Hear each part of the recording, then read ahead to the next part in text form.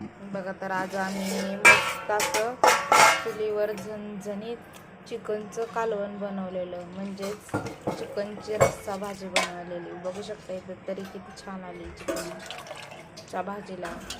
तिथं कुकरमध्येच चुलीवरच भात बनवलेला आणि इकडं ज्वारीच्या भाकरी केलत्या चुलीवरच.